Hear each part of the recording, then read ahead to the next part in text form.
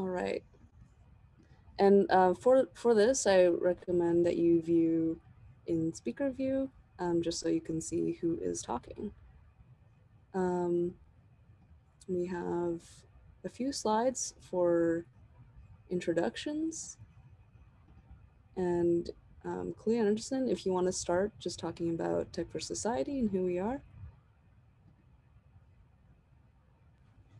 Yeah, hello everyone. My name is Chloe Anderson, or KA for short. I use here they pronouns, and I'm the current vice president of CMU's Tech for Society.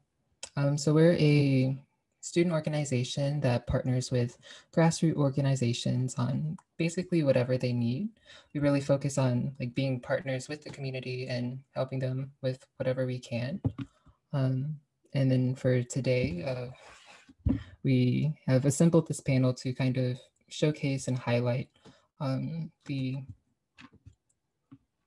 experiences with working with grassroots organizations and learning more from them in terms of how to create those types of partnerships. Yeah, and also this event is supported by CMU Against ICE. I'm a member of that organization, and through that group, we've also had the chance to work with folks like Laura Perkins at Casa San Jose. And I think the work with CMU Against ICE is also a big part of why we wanted to do this panel, in terms of recognizing the role that technology has played traditionally in the past, and working to act against that complicity and to reverse a lot of the narratives and work from the bottom up and work with folks on the ground. And that is especially relevant at Carnegie Mellon, but also in general in Pittsburgh with sort of our ecosystem of, what is it, meds and something, tech, the branding of Pittsburgh as a tech hub and university hub, but that leaving out a lot of the perspective and needs of communities. So we're gonna let our panelists introduce themselves, but first I wanted to give Alex Jackson a chance to introduce themselves as a co-moderator for our panel, and I'll just let you take it from here. Hey everyone, really excited to be here. My name is Alex Jackson. I'm a current student here at CMU studying public policy in the master's program at Hines. I'm also an organizer with Data for Black Lives. It's a lot of the work that I do now in our Pittsburgh hub. And I also work with multiple advocacy groups and grassroots organizations in the area just to figure out technology needs and data needs for those different groups.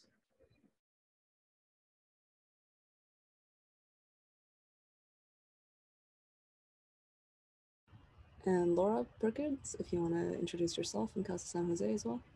Hey everybody, my name is Laura Perkins. I use she, her, ella pronouns, and I work at Casa San Jose. We're a Latinx nonprofit based out of Southwest PA, and our mission is to, that we're a community resource center that advocates for and empowers Latinos by promoting integration and self-sufficiency. I'm the emergency response organizer at Casa San Jose, so I respond directly to police and ICE detentions of primarily undocumented folks in the Pittsburgh area. I think that's it, right?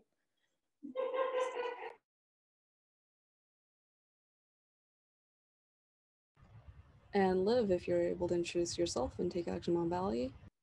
Hi, I'm Liv. I am a community, well, let's start with the pronouns, she, her. I'm a community organizer for Take Action Mon Valley. I'm also a county councilor for District 13 of Allegheny County. And in that realm, I get to work with a lot of organizations, many that are on this call, PPT, Casa San Jose, and obviously Take Action. I'm really interested in having this conversation. I am also a graduate student, such like Alex. I am at GISPIA, Kind of sad that I didn't get into Hines. I did apply there, but didn't get in. I think you have to walk on water to get in Hines. So Alex, we'll need to talk to see what your qualifications were and what I was missing. But anyway, doing public policy work as well in Gispia and trying to connect policy and making Allegheny County livable for all. So thanks. And yeah, that's me. Hello, everyone. My name is Fawn Walker Montgomery, and I'm the co-founder and executive director for Take Action Mon Valley. So Take Action Mon Valley, we are a community organization that really focuses on addressing all forms of community violence through activism and organizing. And we call ourselves Take Action Mon Valley because I would say the suburban areas outside the city of Pittsburgh and the Mon Valley, but just not here in Allegheny County. I would say all across the world are really underrepresented and ignored. So at every table we sit at, we scream Mon Valley. I know I scream it until I annoy the hell out of people, but that's okay because now people are talking and paying more attention to the Mon Valley. So thanks so much for having me. I appreciate you all.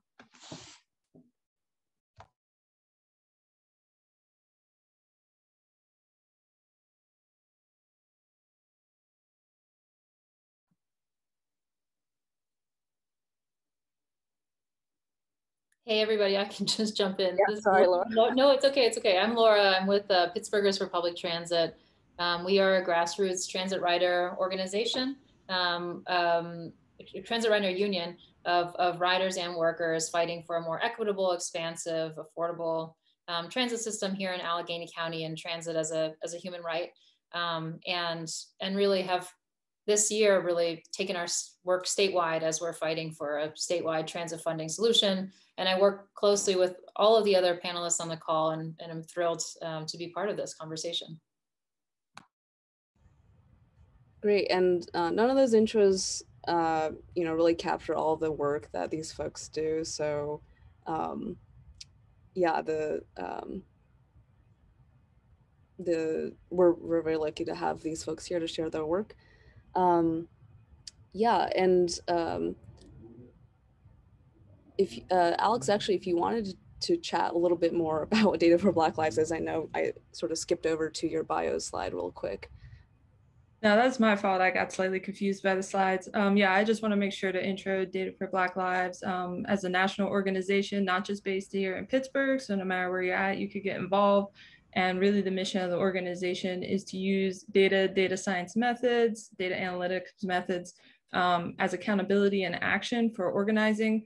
And we really think of ourselves as support for local organizations in the area, kind of as an advocacy group. Yeah.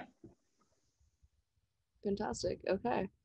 So we're going to move to some questions that we have, but we also want to open it up to folks to ask any questions that they may have as well, whether you are, researchers, students, technologists that are sort of in this space of trying to do tech for social good work. What we'll do is I'm going to stop sharing, and Alex and I will sort of trade off on asking questions of our panelists, and we'll put those questions in the chat as well for reference for the rest of us. But when you have a question that you'd like to ask, just feel free to put that in the chat, and we'll pose that to our panelists. So yeah, the first question is really simple. What role does data and technology play in supporting your organizations? I know some folks on this panelist have some more thoughts to share on this than others, so not everyone needs to jump in on this, but. Well, I would say that data plays a really big role, especially in the work that we seek to do and take action, especially around police. I know that the work that we have done through POC, and Bonnie, you're at that table, so you know that digging into doing rights to knows and contracts and what is keeping us from being able to get rid of police, and hold police accountable. But it also helps, like I know, for example, at Take Action, we have a lot of complaints. So now we're starting to try to recognize patterns and see how we can do something legally or through the legal system to try to combat those complaints, and see if there's practices that could be more like across the span of police and not specifically to departments, if that makes sense. Like it goes towards the culture of police, which is really where our work is. Well, part of it. We do a lot of Take Action. So I want to leave space for Fawn so that I'm not taking all of it. But yeah, just that would be where I would start with that answer. Yeah, definitely. I would agree with that. At Take Action Mon Valley, like Liv said, we do a lot. And the premises of what we do is we take complaints from anyone in Allegheny County. But of course, our focus is the Mon Valley, and this is about any instance of community violence that they feel, that they experience, that they go through. We have chapters as well, and we have several initiatives that we support, and we have a youth chapter within our chapter as well. So data really helps to shape narratives. I would say that is the biggest thing that I've seen over the last couple of years with data. And that has really helped us take action in regards to our complaints, in regards to our youth chapter, and also just in regards to even like things like COVID-19. When COVID-19 hit, and it always baffles me with data, and I don't know why people don't listen to Black people, but they listen to data. It baffles the hell out of me, because we will say these things, but no one cares until just like a report or something come out, then it's like, oh, they weren't lying. So I really think that it really helps shape narratives, and it's very important, I think, how you use it strategically and when you use it and when you don't use it, because that data can also be violent, especially to Black and Brown communities, and it has been hella violent toward us. So the way we use it is very strategically. Policing, of course, with our POC, Policing Allegheny County Coalition, we definitely use it there when we're looking at alternatives to policing. So shout out to Bonnie and a lot of people on this call. Laura's in POC, Liv's in POC, of course, Laura Perkins. So a lot of what we did there was alternatives to policing and looking at other ways to policing as we talk about abolishing and defunding. So we're talking about, okay, how do we replace these police, right? Looking at police unions as well, looking at how to file complaints. And we're doing some work with the people of Grief to Action over at Pitt on that. So there are a lot of different ways, I would say, data and tech guides that process, especially with the e-blast going out now.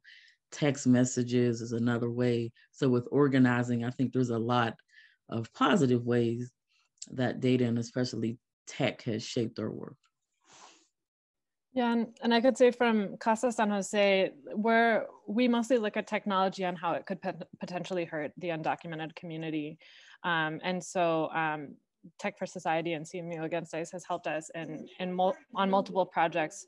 One of them is our driver's license campaign. We're trying to get driver's licenses for everyone in Pennsylvania and not base it on immigration status. But the issue is that if we do that, who has access to that, the data that is, the personal documents that we hand the Department of Motor Vehicles to apply for a driver's license. And so we didn't want to create a legislation that could just really hurt our community. And same with, we also are fighting against, there's a probation program through ICE that monitors their location, and it's a cell phone application. And there's no data around it. There's no information that says like, oh, well, we're not using facial recognition on your children in the background of your photos. Like there's no research, and that's pretty intentional. And so we wouldn't be able to look into that were it not for partnerships like the ones that we're talking about. But and in our, I mostly am scared of technology, right? Like and how it can hurt us. But it can be used for good too, I believe. Yeah, I'm glad you all, Fawn and Laura, brought up the negative that can happen through technology as well, because on County Council, we are actually looking at that as well. We actually have a ordinance written up, it's in committee, banning facial recognition in Allegheny County because of how violent that can be against Black and Brown and marginalized folks. So yes, there is always while technology can be used for good, it can also be used to hurt us as well. So we have to be mindful of that.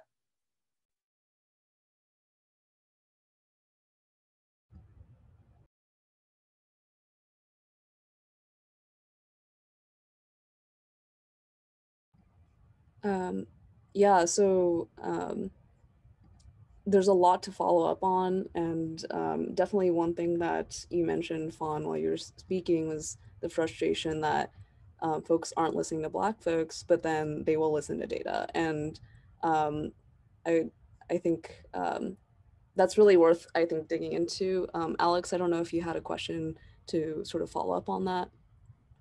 Yeah, I just wanted to hear if you had any examples or cases or things that you experienced in the past where, you know, oftentimes we have these situations like you were saying where the things are felt within community, within neighborhoods, and it doesn't get actionable until there's some kind of translation into data or statistics or, you know, some kind of report at the end of the day that gets city officials' attention. I just didn't know if you had any particular instances in mind you wanted to highlight, or, I mean, you talked about COVID, but. Oh my goodness. So I'll just pick out a few, because I'll be here all day talking about that. This gender equity report that came out, oh my Lord, that pissed me off to no regard. We have been saying this for years in this county, how Black and Brown people are treated, and you know how we're left behind with healthcare, maternal health, housing, violence. Like it smacks the hell out of you when you drive through some of these communities, right? It's in your face, and we have been saying it for years and years and years and years. And every so number of years, one of these reports come out, right? So this report comes out, and everybody's like, "Oh, Pittsburgh, you know, Allegheny County, whatever, is one of the worst places for Black people." And like, we're sitting here like, no shit.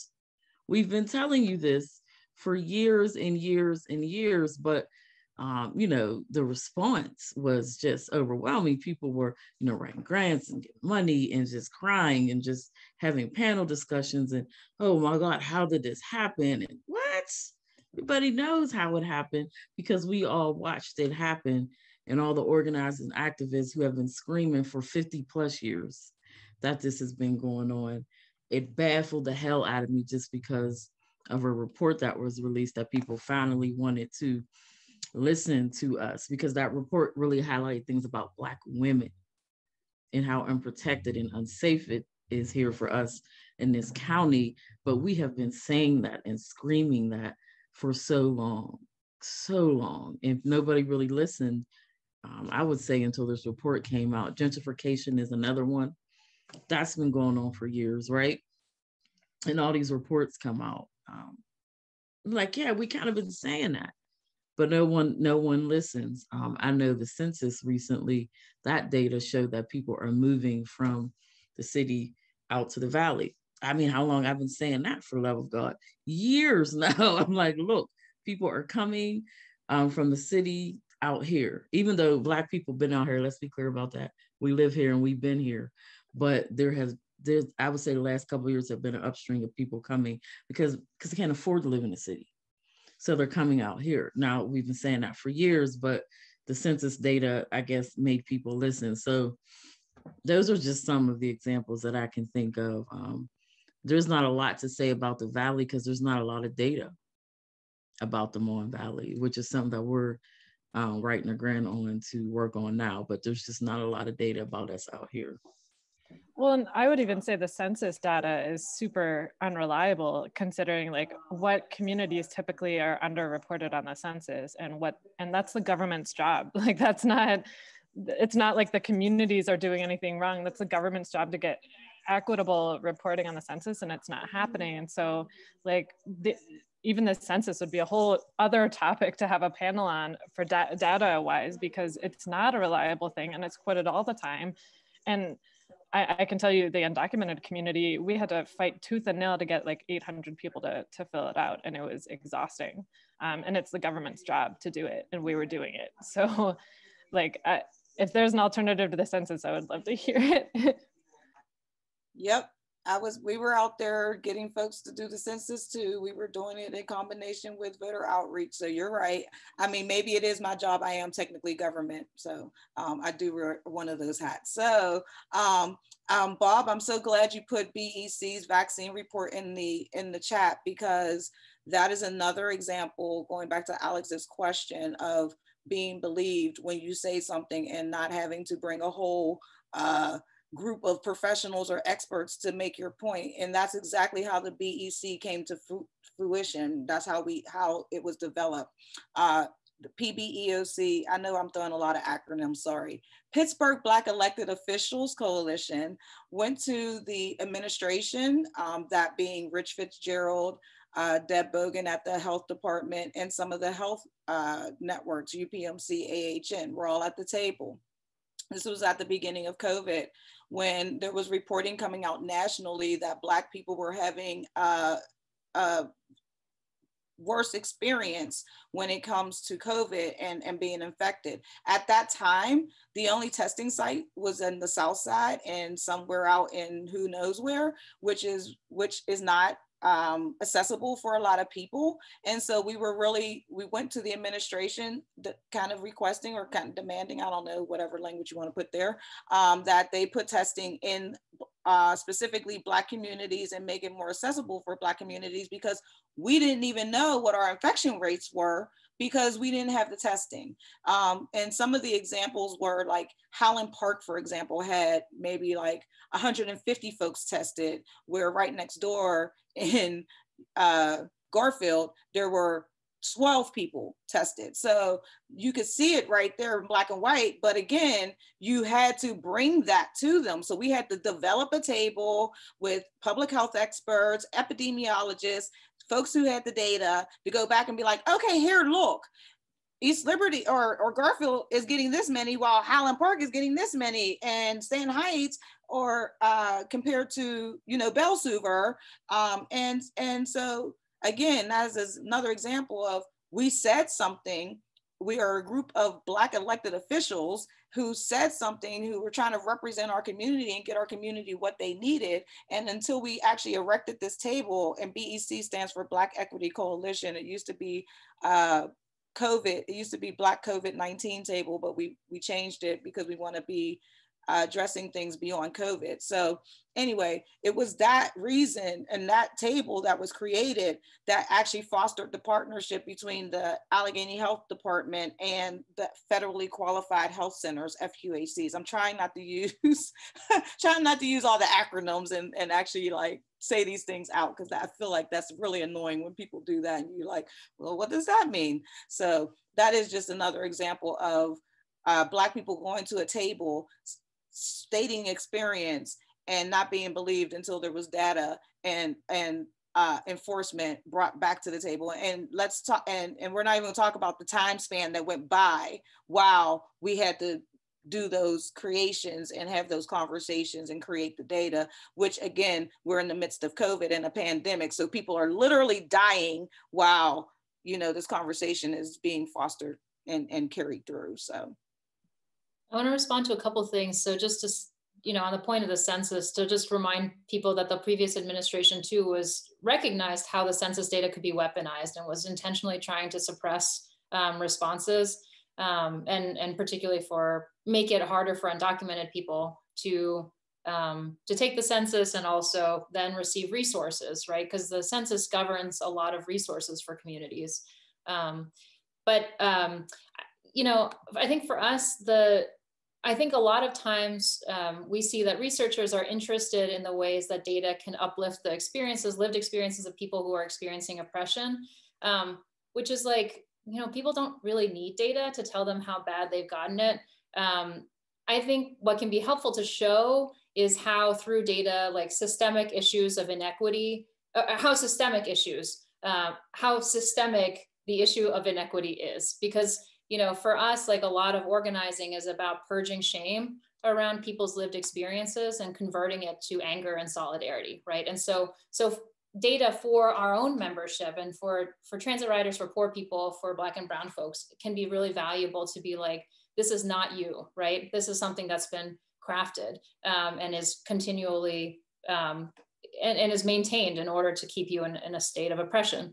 And I think that what's more interesting for us is to work with data analysts and researchers to produce support to support the solutions that communities come up with. So there's the problem, right? We all know about the problems, but we're interested in talking about and shining a spotlight on the solutions that communities come up with for how they want to see things fixed, because it's kind of a no-brainer that that those that are experiencing harm are those that are most capable of deciding what would remedy it. And I think to somebody's point, it's like, again, you have to be extremely explicit about what you're demanding, right? Like I think it's really, really important for members of the community, poor folks, marginalized folks, to be like, to make demands that are very explicit, and then to take all of the support we can get from data folks, from researchers, to like put behind that that solution, because the devil is always in the details. So we can't just say there's a big problem here, fix it for us. Like, we want to name what our solution is too. Yeah, actually, Laura, I was going to follow up with a question based on the conversation so far, where there's been a lot of conversation about how there is not a lot of action or belief around the needs of communities and the things that they're saying, and also the role of technology and data in perpetuating systemic issues, or the issue of trust, as with the census, in reaching those sort of undercounted communities. And I was wondering if you could talk a little bit about how data was, used against community, or attempted to use against community, and a little bit on the Monocle connector research and what motivated that. Yeah, so I don't want to go into too big of a wormhole because it's just such a thing. But for folks that are not aware of this project, it started many years ago in like 2016. The city applied for a big grant to run autonomous vehicles on a roadway that they'd create between Carnegie Mellon, really through Schenley Park and ending at Hazelwood Green. And it was a way to test and design and whatever autonomous vehicles, and really to support development at Hazelwood Green. The project they didn't get that grant, but the project really hasn't substantively changed since then. And now our city is proposing to put the single largest investment of dollars, $23 million, towards this project of any infrastructure project in the city, right? Like, this is the most money they want to put towards anything. And it will directly impact Schenley Park, for one. It also will affect the communities of 4 Mile Run, Panther Hollow, and Hazelwood. And people in those communities have been speaking out for a long time, particularly the 4 Mile Run and Panther Hollow residents, because they literally would have these private shuttle services going through their community, and undermining a very necessary floodwater remediation project.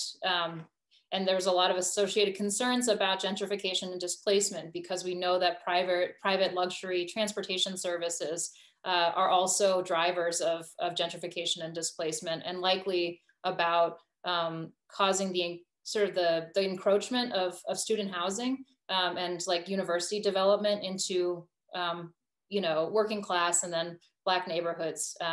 Hazelwood was, of course, one of those neighborhoods that was intentionally omitted from CMU's map of the city when talking about what communities students could live in and why they were vibrant or whatever. So that's a lot. I don't know if that made a lot of sense, but so we've been in this conversation for a couple years now, because it's private competitor, essentially, to Port Authority, a private non-union competitor. Autonomous vehicles, deeply problematic for a lot of reasons, including issues of data privacy and what happens for people when they get on a vehicle, when they're in proximity to a vehicle, what happens to all that data that it's processing and how it's recorded and things like that, and monetized. But we've really done two things to really push back on this idea that data and technology is a universal good. Because I think there's a lot of talk about that right now with like smart cities. I don't know if people hear about that. It's like, oh, well, it's smart, so it's a good thing, right? Like it has like a value attached to it.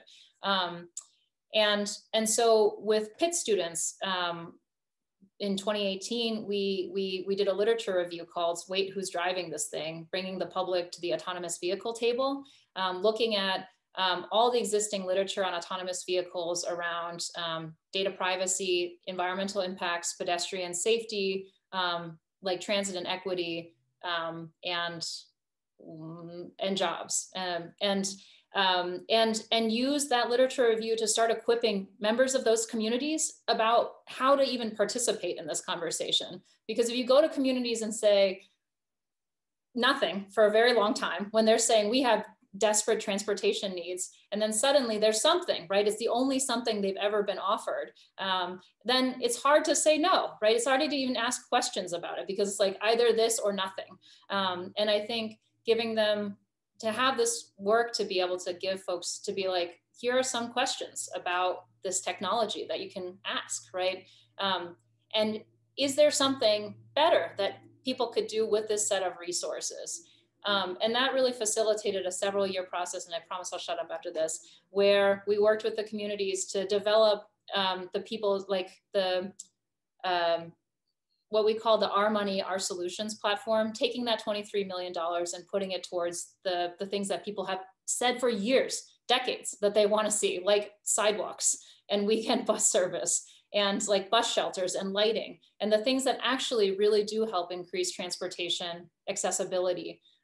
And not merely service private developments and private profits.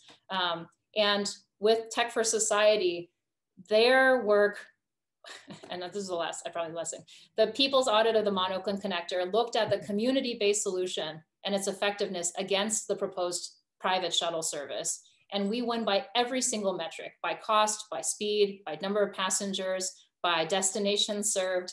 And those are some really cool ways where research and technology can be used to support activism.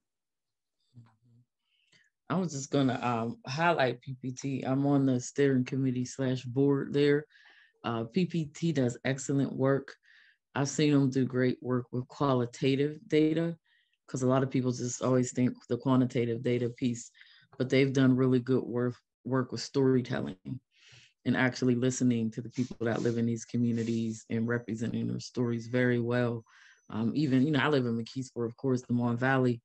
And when I seen the data on, and I know the transportation sucks out here, but when I seen it in writing, I was like, wow, like it smacked me in the face, because I'm like, wow, they did cut, 30 plus services from us over here. They cut the bus route, and, it takes 2 to 3 hours, but it was like data smacking me in the face.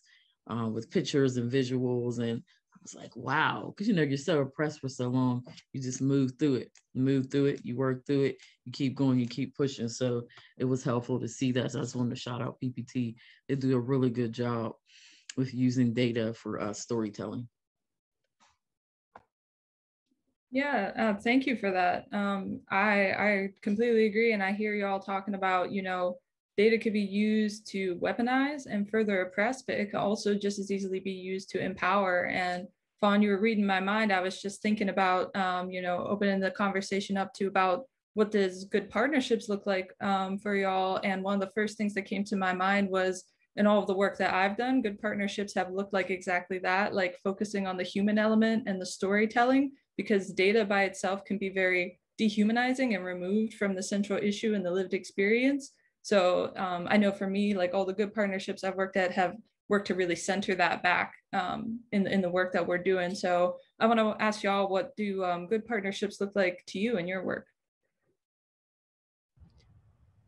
While Fawn was shouting out PPT, I'd like to take a shout out to Take Action and Fawn's leadership too, because that's exactly what Fawn does. She humanizes the stories that come through, the complaints. It's not just, oh, this is now number 700 with this police complaint. It is individual, because everybody's experience is individual. And so I think partnerships, good partnerships, recognize that. So I think that's why a lot of us on this call have worked together, do work together, continue to work together, because, you know, we're able to humanize and really tell the stories. And we share that in common. I think also it's non-erasure. Like when we partner with PPT or Casa San Jose, it is a true partnership. It's not, oh, we're going to come in and take over, and then Casa San Jose is the only person that gets credit. And so I think that in our work, a lot of times, you know, especially activism work, folks sometimes are not in it for the people. They're in it for the notoriety. They're in it to, you know, make a name for themselves, build whatever they're seeking to build. And so sometimes it's very violent. It's we do the work and then they come in and then erase what we've done. I know that's happened a lot to Fawn in the Mon Valley, where people have come out into the Mon Valley to do work and don't even acknowledge that that she's there, that Take Action's there, and that it is a formidable nonprofit that is doing the real work. That just happened recently with the McKeesport police shooting incident. In all the communication, it was like, oh, well, nobody reported anything to the NAACP, as though that was the only organization in the Mon Valley, as though Take Action did not exist and Take Action didn't have dozens of complaints from that incident. So good partnership actually recognizes everybody's contribution and respects it and encourages it and empowers it. Yeah, that transitions really well to, you know, when talking about good partnership, asking a question of, you know, where that has fallen through, where Tech for Good work has maybe not lived up to its promise, or especially just lessons for other folks working in this space and trying to do that sort of work. I don't know if anyone has an example to share. I could kind of build off what Liv was saying about how a lot of groups want data and information about our community, and they so many questionnaires, and they'll send us an email and they'll say, here's the questionnaire, like we need 50 participants. And, you know, they know that we have relationships with community members, but they don't understand all the work that goes into filling out each one, especially when it's provided in the wrong language. And then on top of that, our community has filled out so many questionnaires and then have seen 0 results from those projects. And so with each new questionnaire, they're much less likely to fill it out. And so, and I'm not pointing any fingers or saying that like academia should not do this, but they have to understand, they have to come to it with cultural understanding and understanding of communities and how community organizing happens, because I think a lot of it, unfortunately, is very tone deaf. And we've had to say no to some really important projects because they didn't come at the project with the right resources and mentality. And I understand that inhibits some really important work, but and it's hard to have like the right approach, like for the research and also the right approach for the community, but it's necessary if you want the information. So that's definitely a hurdle that we've seen between kind of data and reaching out to communities, but it's extremely unfortunate because there's a lot of potential, but it's exhausting. I think I'm going to take a little bit of a harder line, but to build off of what you're saying though, Laura, I think that oftentimes like community is a backdrop for things that people already want to say. And community engagement often ends when people have achieved their academic or professional goals, but they're like not actually committed to being a partner and fulfilling the community's needs. And I think that's exploitative, and I think it's extractive. The other thing I want to say is that it makes me very angry that people, I'll say public agencies, but also institutions, survey shit that people have already said. And I know, and even in like data or other, you know, quantitative forms, but that they insist that the responses which govern policymaking are going to be decided upon their methods on their timeline. And they don't do the work of actually aggregating previous responses on the very same issue. And so, and because it puts the onus on the public, people that are already burdened, and on community organizations like ours to like do exactly what Laura said, which is like do something that seemingly had no purpose before, because countless other times they'd been asked the same thing. It's like asked and answered, right? And to no response. And I think it is so disrespectful to have all these different community planning processes that then, you know, they have some other new idea that they feel like they need to get responses for, and then you have to respond to that specific idea. And I will say, in particular, I'm angry about the Port Authority, after a 2.5-year process, came out with their fare recommendations, which are pitiful, right? They propose a fare increase in the middle of an economic recession. They're proposing like one improvement and nothing to address the sort of baseline inequities around the fare system. We have been talking with Casa San Jose, with Alliance for Police Accountability, with Thomas Merton Center, with others, to build a platform with riders for what fare restructuring should look like. We gave it to them 2 years ago, and they couldn't be bothered to take that as feedback. They've had fare consultant sessions in the last 2 years where they've taken feedback. We've turned out people to testify. We've turned out people to board meetings. They are taking feedback on fares during their long-range planning process. But now, because they've come out with these recommendations, which are pitiful and shameful and immoral, I think, to be, you know, raising fares on poor ass people during the middle of a pandemic that desperately need to get around. They're holding 3 community hearing sessions this month and saying the responses at those community hearing sessions are the only ones they're considering. And it's like, where have you been, right? 3 years worth of feedback that people have been giving you. And we now have to respond to this. And this is the only thing you're listening to. Shame on you. Like, on their terms. It's on their terms. It's so frustrating. And this happens over and over again with all sorts of agencies and institutions that they can't even take into consideration comprehensive plans where neighborhoods have said, this is a cost of transportation is a problem, right? Why don't they use that as data or other, anyways, that's my thought about things that people shouldn't do.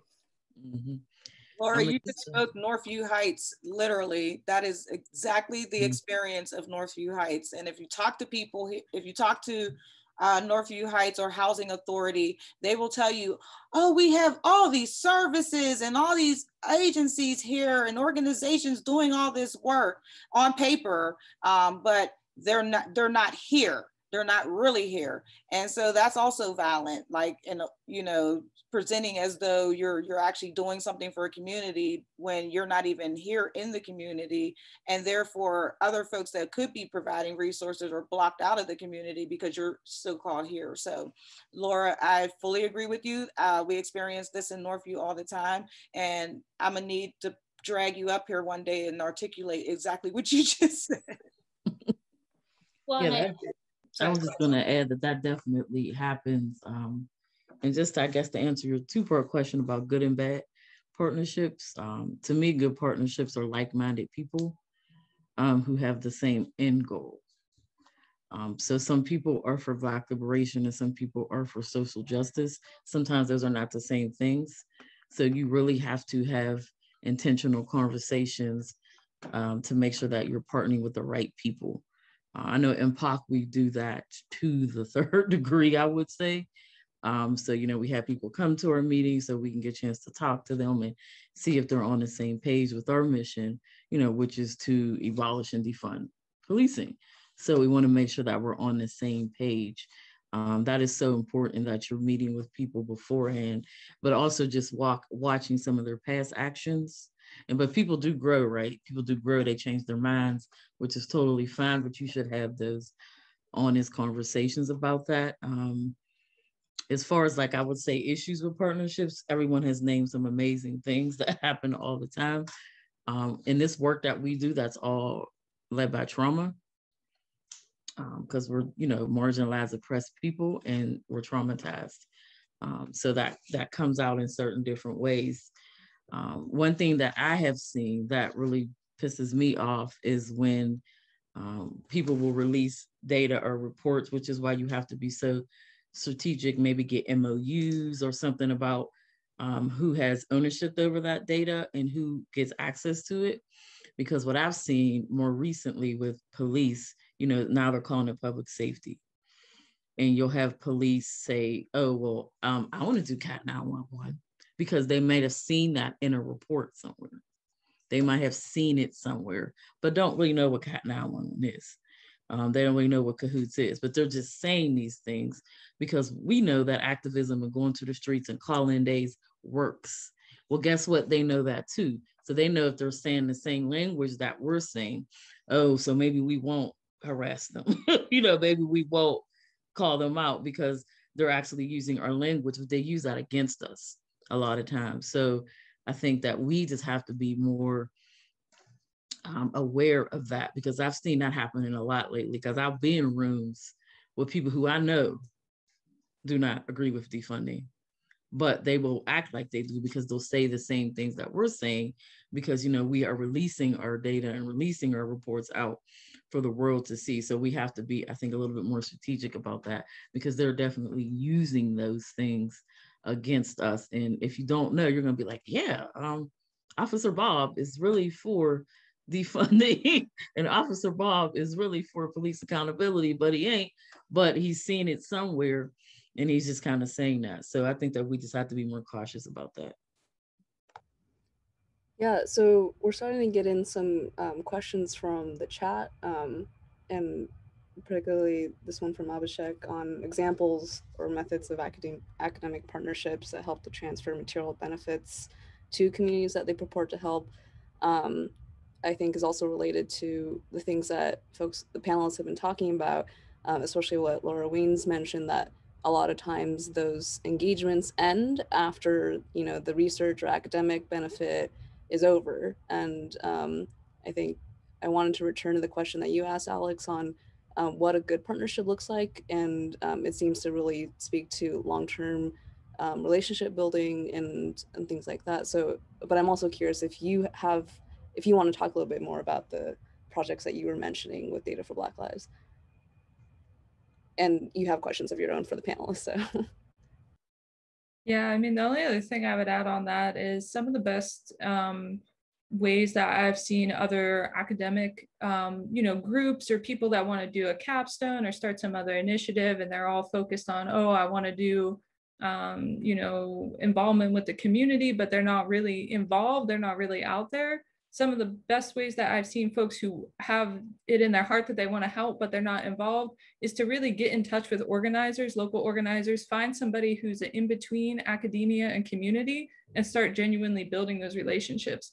And that's something else that we've been trying to work to help do, is just make connections for folks so that they can start to get involved and say, hey, go to this group's meetings, start to understand what they're really about, go to some of their actions and things like that before you just come in with your needs and your asks, find out what the asks of that group are and how you can best serve them, and see if there's some alignment, because that's how you truly build partnerships and beneficial relationships. So that's just another piece that I always give advice to for people in academic spaces in particular. Yeah, and I wanted to follow up with that and just open it up to if anybody wanted to talk about specific examples of partnerships that you've had in the past that you thought went really positively and that you thought worked for your groups.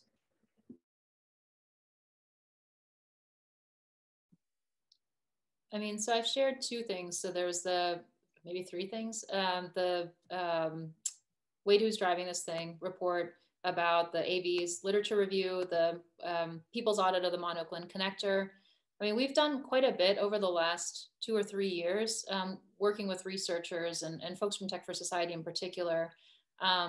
We built a participatory planning survey of the Mon Valley, like to be able to survey resident or transit riders, specifically in the Mon Valley, hired 16 local community leaders to help facilitate the survey so that we had a rider designed like rapid transit corridor, which is, we're trying to make a credible bid for like hundreds of millions of federal dollars right now to get what the community designed. But that tool and that process, you know, required a lot of skills that are outside of our skill set. And so that was with Civic Mapper, and that was a pretty good collaboration. I will say the report consulting process sort of fell apart, but and so we generally like to do reports really sort of in-house with our members and stuff like that, because it's clear that we bring the best sensibility of what we're trying to communicate. And then just a couple of other things that we've really appreciated.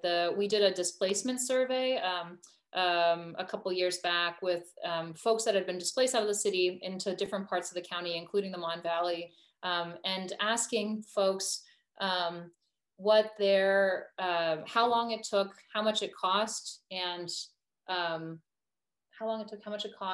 how frequently they were able to access critical needs when they were in the city before they were displaced, to childcare, employment, healthcare, places of worship, and other critical needs, food access, and then how that changed and all those metrics once they were displaced, to really show the relationship and the need for affordable housing and transit connections.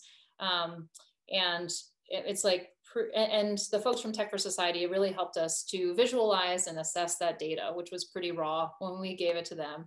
And the last thing I'll say is that we have been doing a big push to say that low-income riders should get, that specifically SNAP eligible riders, people on food stamps, should be able to show their EBT card to board buses during the pandemic, and then use that as a way to pilot a low-income fare program beyond the pandemic.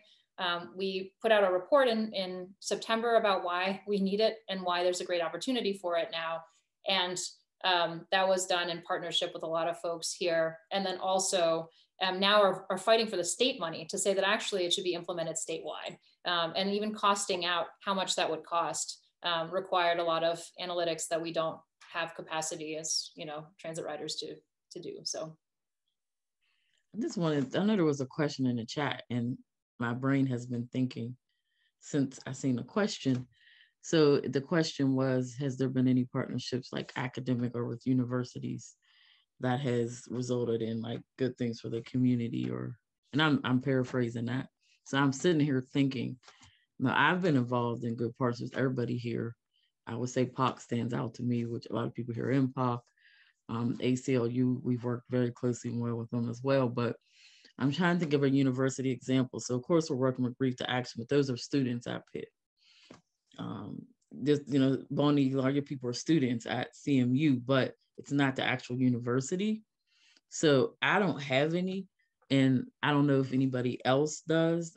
I know that the universities, you know, can at times be violent as a whole toward our community. So I felt like that was a good question to put back to everybody else. Can y'all think of any times where that has happened? And if not, then that's probably something we need to address.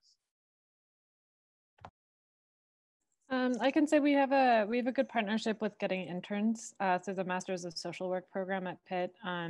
We don't categorically take them if they're offered to us. We vet them, but that has been really helpful just to get regular support.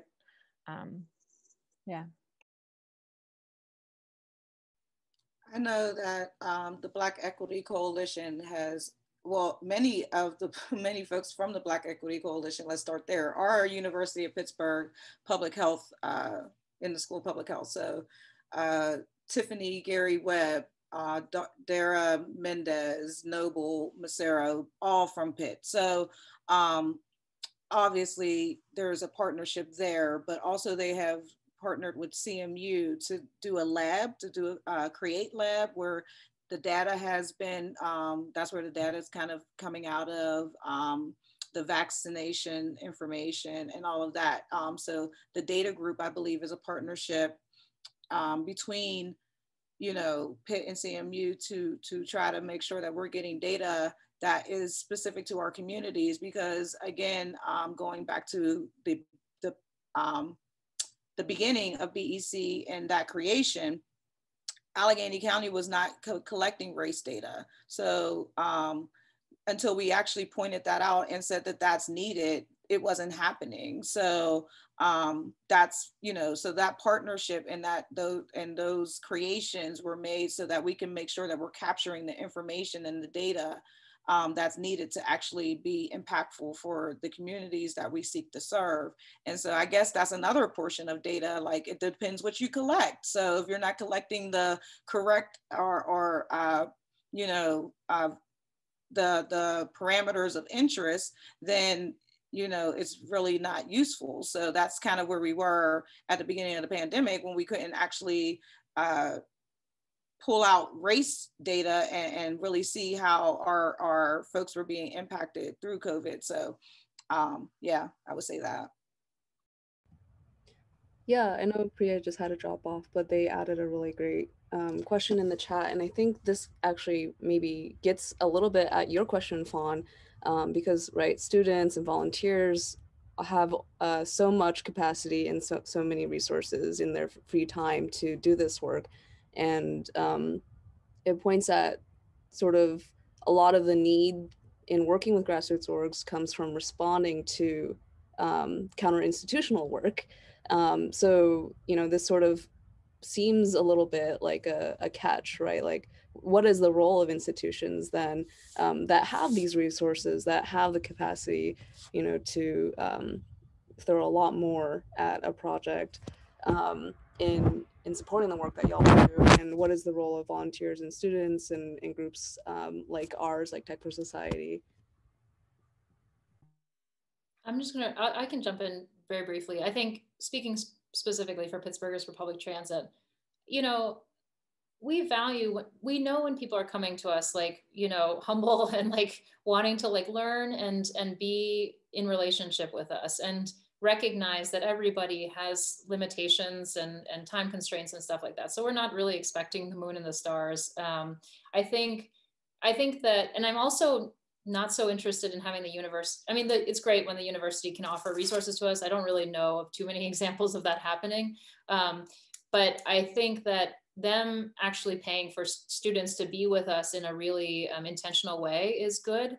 I was disappointed that there was an opportunity for a student from Pitt, a graduate student, to work with us, and the process that to apply to work with us asked that the community organization provide the resources, and then the university would like backfill any like gaps for a very, very small stipend. And I was just like, that seems so cheap, right? Like, you want your students to work with us, but you want us to pay for it and not allow them to get a living wage, so that the student would then weren't allowed to take a second job even. And I was like, well, that seems ridiculous. That's not a system that I want to be supportive of too. So those are some of the thoughts I have. But I think generally we're accommodating of anybody, as long as they don't agree to like bottom line something that they can't fulfill, right? Because then we would want to make sure that our energies, we're dispersing the responsibilities elsewhere, so it does get done. Yeah, I just think it's an honest conversation, right? Like, I'm going to be honest about like, if sometimes I have to prioritize other things over conversations with interns. And so like, as long as we talk about that at the beginning and like, we look at like when your finals are so that we don't give you extra work that week, like, I think it's extremely possible.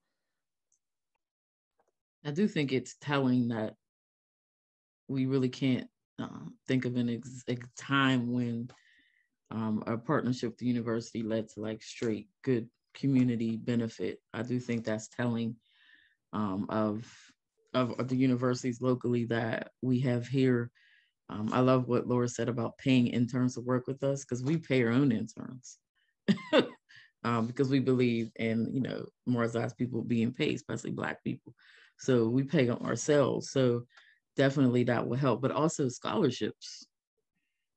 You know, we have a lot of people that work for us, a lot of partners, a lot of people in our community that would love to go back and get some type of higher education, but they can't afford it. You know, and then there's transportation issues to get there. So it would be great if universities would step up to the plate and do that, from definitely from a scholarship standpoint, transportation, all of those things. So when Laura said that, that's my mind just went to like scholarships. There's a lot of people that that I work with that, you know, just can't afford to go back to school. And if they are in school, they're struggling. You know, it's expensive. So I think that they put their money where their mouth is, that would be beneficial.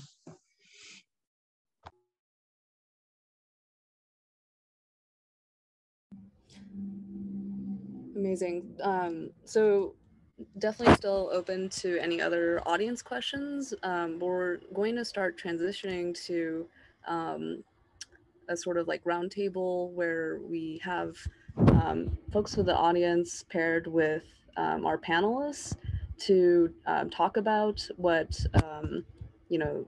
Well, if it's a new, you know, needing to just talk and get to know the organization, because when we're talking about community and relationship building, like that's where it starts, is getting to know people and get a sense of ways that folks are looking to support orgs, or have sort of further questions that might be specific to different groups. And then Khalil Anderson also just dropped in a feedback survey for the event. So just for us to know, you know, how this went and ways to improve it, or just other comments that you want to leave. So yeah, I think we want to give a chance. Does anyone have like one last question before we break into those groups? Can I just say one last thing that I had as a note, but I really want to say before we go into groups? I think that the question that you didn't ask was just like, what have I learned working with tech and data groups? And I think that community organizations and the campaigns that we have, the fights that we have, we can be right and we can win by every metric, right? Like, and we can even and have the data to support it, right? But you still lose if you don't have power. And so that's what we bring to the table, is that we bring power to demand what we think is right. And I think what data helps do is just, it makes it harder for institutions and corporations to hide how capital and capitalism and white supremacy motivate their decision making. So that's one thing that we really value from, but it's also the shortcoming, right? Is that you don't win by being right. Yes, absolutely. There's so many good quotes from this. We'll try to share some of them out afterwards to y'all who've registered. But yeah, I think, let's see.